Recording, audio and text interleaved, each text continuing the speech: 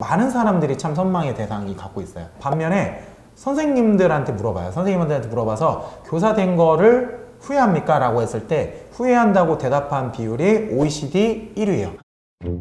호이 호이. 여러분 안녕하세요. 호기심 많은 아이 호이예요. 호이 호이. 여러분들의 학창시절 선생님은 어떤 이미지로 남아있나요? 호랑이 같이 호통치는 선생님? 아니면 친구 같은 선생님 등 다양한 이미지로 남아있을 텐데요.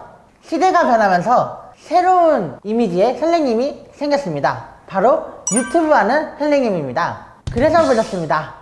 유튜브 하는 선생님 김창원 선생님입니다. 선생님 소개 부탁드립니다. 네, 안녕하세요. 저는 2020년 전반기까지는 이제 교사로 초등학교에서 근무하다가 지금은 2020년 9월서부터는 경기도교육청에 이런 유튜브라든가 SNS 전체 총괄하는 미디어 담당 장학사로 근무하고 있습니다.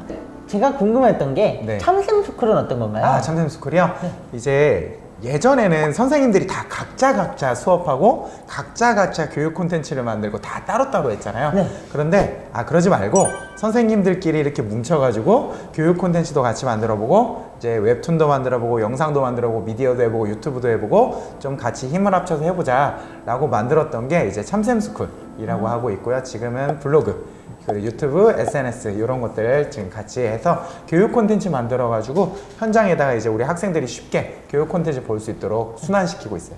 교사가 최고의 콘텐츠라는 네. 말이 인상이 깊었어요. 그 말의 의미는 어떤 건가요? 콘텐츠 자체가 예전에는 그 콘텐츠라고 하면 교과서 아니면 무슨 교육 자료 이런 것들이었는데 저는 선생님 자체가 콘텐츠라고 생각해요.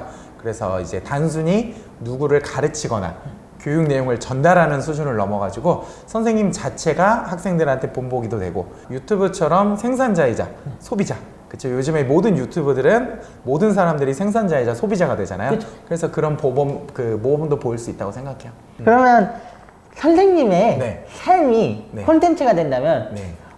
첫 자막 그리고 첫 나레이션을 뭘로 하고 싶으세요? 저는 교사가 최고의 콘텐츠임을 증명하는 삶을 살고 있습니다.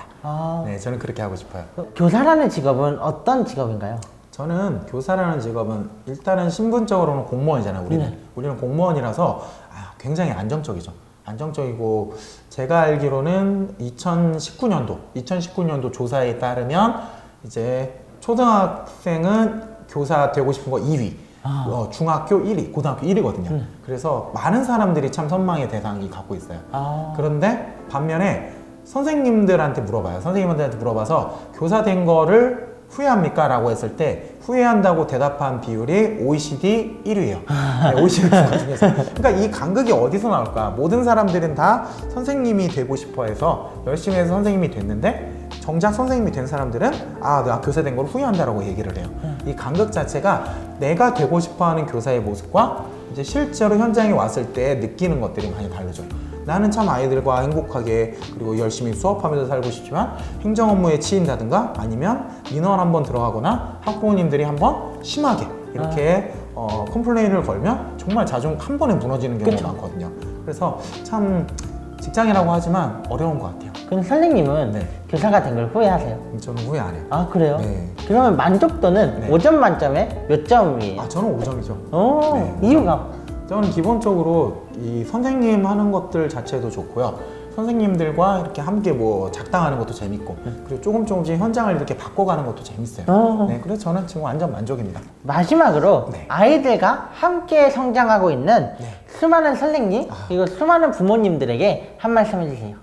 저는 예전에는 그랬어요. 교육 공동체란 얘기했어요. 그래서 교육 공동체, 교육 3주체라고 하거든요. 교사, 학생, 학부모 3주체인데 그동안은 이 3주체가 거의 소통이 없었던 것 같아요. 학부모가 생각하는 교사가 생각하는 학부모는 민원하는 사람. 학부모가 생각하는 교사는 우리 애한테 얼마나 관심 가져주나. 교사와 학생들의 관계에서는 수직적인 관계. 그런 것들이었잖아요. 그런 관계에 있어서 이제는 아까 전에 얘기한 것처럼 인권적인 측면에서 학교 민주주의잖아요. 셋의 소통 갈수록 어떻게 늘었으면 좋을까. 저도 그거에 관심이 많아요. 그러니까 어디까지 소통을 할 수 있고 어디까지 오픈하고. 근데 코로나19가 그거를 좀 가져왔다고 봐요. 이제는 가정과의 연계를 안 하면요 수업이 안 돼요. 하다못해 진짜 저학년, 초등학교 1학년이라 보세요. 부모님이 줌이라도 켜줘야지 할 수 있거든요. 그러니까 그런 것들이 가정과의 연계가 이제는 거의 반강제로 떠밀려서 왔어요. 그러니까 이거를 어떻게 우리가 고민할 수 있을지 주체가 같이 공부했으면 좋겠습니다. 선생님, 오늘 오늘 인터뷰 어땠어요? 저도 얘기하면서 정리가 되네요. 아, 그러니까 저희가 교육이라는 게 그런 거잖아요. 딱 교육이라는 거, 공부라는 거는 입력과 산출이에요. 맞아요. 굉장히 간단한 두 개예요, 두 개. 머릿속에 얼마나 넣고. 그래서 제가 학원 많이 다니는 거 별로 안 좋아해요. 왜냐면 입력만 많이 되잖아요. 산출은 별로 안 되고. 그러니까 입력과 산출인데 그동안 많이 입력됐던 거를 오늘 많이 산출할 수 있어서 좋았어요. 저도 오늘 저는 진짜 솔직히 30분도 안 된 줄 알았거든요. 근데 1시간 넘었다 그래서 너무 놀랐었어요. 오늘 좋은 인터뷰 너무 감사합니다. 감사합니다. 재밌었어요. 호잇 호잇. 감사합니다. 감사합니다.